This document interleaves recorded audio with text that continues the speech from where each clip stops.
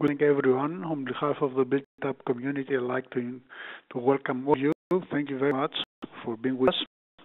And we will try to discuss together issues related to cool roofs and provide you all the necessary information about the recent advances on the topic. So, why cool roofs? We have to think why we have really to go use this technology. May I have the next slide, please? So, is there a real problem of climatic change? Is it a myth? Is it a reality? So, we'll try to show you some, let's say, very recent data about, let's say, the actual situation of the climate in Europe, and then discuss about the possibilities of mitigation and adaptation. So, what I've done is that I have taken data of all the existing meteorological stations in Europe during, let's say, the last 15 years, and I plotted the average annual temperature of all the stations from 1960 to our days. And as you see in the specific plot, there is a very important trend of increase. This is not just, let's say, the result of 1, 2, or 10 stations. This is the result of about 2,000 meteorological stations all over Europe. So, have one, please. On the other hand, there are a lot of studies actually carried out, let's say, in different parts of the world, try to identify, using real meteorological data, the existing overheated trend. And try to plot all the existing and, let's say, published results and published, let's say, information about the overheating trend in different cities of the world. And you see that actually, for example, there are cities where the overheating trend is about, let's say, 0.95 or almost 1 degree per decade. And the average for all, let's say, the published results is something close to 0.32 degrees per decade. So we have during, let's say, the last 50, 60 years, a temperature increase trend which is close to 0.32 degrees per decade. Next one, please.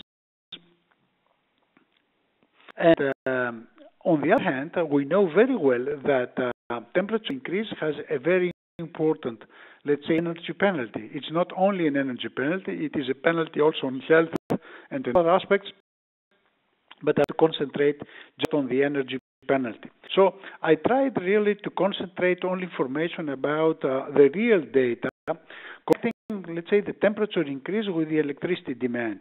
And this can be shown very well when we plot how much the temperature, the temperature increase of about 1 degree increases the electricity demand. These are real data from many cities of the world where this kind of studies are available. And you may see, for example, that for some cities, for an increase of 1 degree of the ambient temperature results in an increase of the electricity demand by, let's say, 7, 8, 9%. The average increase of the electricity demand for 1, let's say, degree of temperature increase is something close to 4.5%. So we may say that when temperature increases by 1 degree, the electricity demand increases by about 4 to 5%. Next one, please. And of course, there is a penalty actually in the world because, let's say, of the overheating, which is caused by the climatic change, but also because of the heat island. If you try to evaluate existing data which are published, let's say, and really evaluated the penalty that the cities have to pay because of the climatic change, because of the temperature increase, we may find a global energy penalty per unit of city surface. We may say, for example, which is the penalty that she is paying because of the overheating. And there are several studies you see on the left part of the specific, let's say, slide, the existing studies published evaluating the penalty. Let's say, as you may see, the penalty varies between 1.1 kilowatt-hours per square meter to 5.5 kilowatt-hours per square meter for Tokyo, with an average, let's say, value close to 2.5 kilowatt-hours per square meter, which means that because of the actual overheating, in the cities where we have data, not the future overheating, the actual overheating, the penalty we are paying in our cities is something close to 2.5 kilowatt hours per square meter, let's say per year. Next one, please. And of course, this is very much related to the, let's say, intensity of the heat island, or the intensity of the overheating in the cities. So we may define a global energy penalty per unit of city surface as previously, but also per degree of the urban heat island intensity. And in this case, let's say, according to the existing data around the world, that the penalty we are paying because of the overheating is very close to 0.8 kilowatt hours per square meter and per degree. So for every degree of temperature increase, we are paying, let's say, a penalty of 0.8 kilowatt hours per square meter. Please. And of course, it is very important to know which is the energy penalty per person. So take all the existing data around the world, evaluate that the penalty, varies between, let's say, 40, 50 kilowatt hours per person per year, up to, let's say, 400 kilowatt hours per person per year, with an average value close to 225 kilowatt hours per person. So according to the existing, let's say, data we have, not future one, there is a penalty because of the overheating close to 225 kilowatt hours per person per year. Next one, please. But also trying really to evaluate the actual situation, let's say, regarding the energy consumption and the penalty because of the overheating in our cities, I have tried really to put together the, let's say, energy consumption of buildings in cities compared to the energy consumption of the same building, say, in a rural area around the city. And you may see, for example, that there is a very important penalty. You see the black line here, which shows that actually the energy penalty we are paying because all around the world, and these are the data that are already published all around the world, that the penalty we are paying in our cities because of the overheating is something close to 13% of additional energy compared to the energy we had to spend without, let's say, the overheating. Next one, please. And also, what I tried to do was really to evaluate, given the existing data which are published around the world, the energy consumption as it was for specific buildings as it was, let's say, in the 70s and as it is now. And you see that the yellow triangles are the data which are available around the world. And you see that for exactly the same building, the energy consumption, the average energy consumption all around the world from 1970 to our days, it has been increased by about 23%. Next one, please. So, I try really to compile some new data which are never presented before to show that there is a very important penalty that we are paying actually because of the existing overheating. And of course, I would not like to refer to the next, let's say, into the future, let's say, overheating conditions, which are really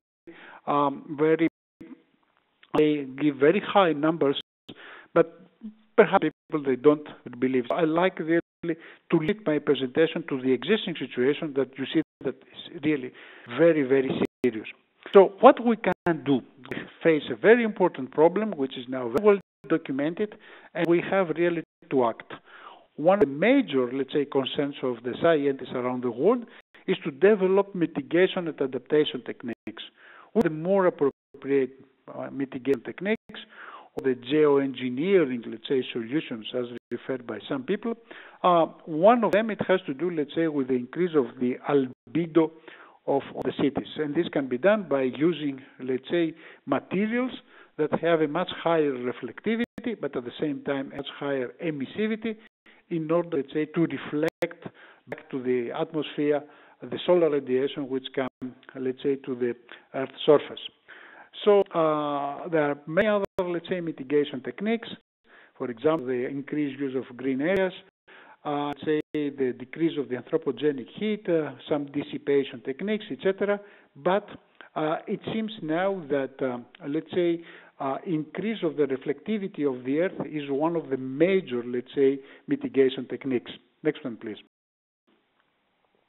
So, can we do it? Can we increase the reflectivity, let's say, of the Earth's surface? Yes.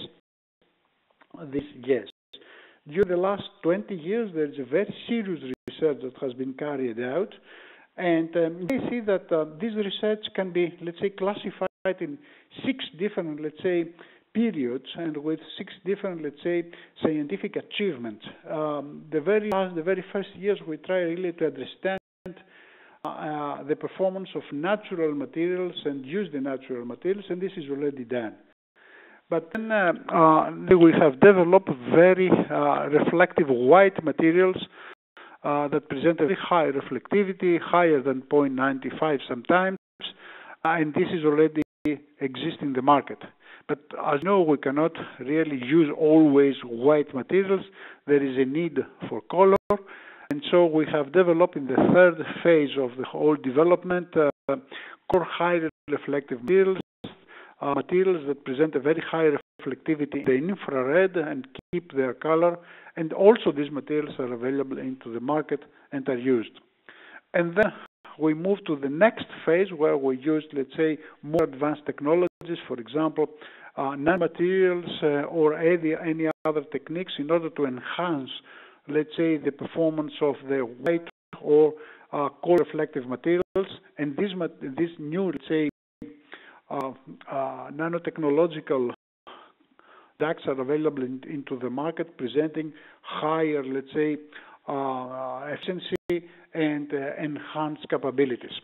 And then move to the smart technologies, which is the so-called 5th phase, where we have materials that change the color as a function of the temperature, as a function of the climate, and also these materials are very close, let's say, to the market. Now, we work, let's say, on some new materials, some new, let's say, developments that have to do with, let's say, energy positive materials, materials that produce energy and do not spend energy, at the same time decrease the temperature where is necessary, or increase the temperature, let's say, when, let's say, the climate, it adds for it. Next one, please. So, all these, let's say, significant engineering achievements are well known, are well described, and many people, let's say, believes on it. But what is more important is that we have a lot of applications. So we have now applications at the city scale, let's say, all over the world, and we have experimental evaluation of the, let's say, existing performance. So we are not discussing about, let's say, modeling. We're discussing about real experimental data. So what I have done is that I have collected all the data available around the world, trying really to evaluate the performance of, let's say, cool materials in the cities. And here you see the results. You see that, for example, for different cities, the increase of the albedo has a serious impact on the average temperature. And we may easily, let's say, decrease the average temperature in cities by 0.4, let's say, degrees or even higher. And this is a real situation.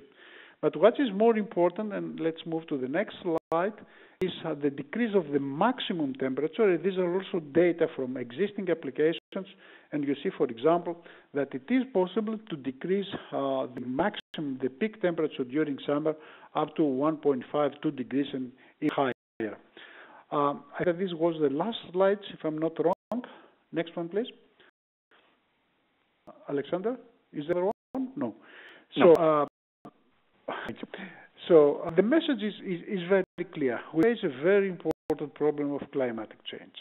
The documents we have about, let's say, the existing problem really shows us that the penalties we are paying, the consequences are very, very severe. So we have to act. How to act?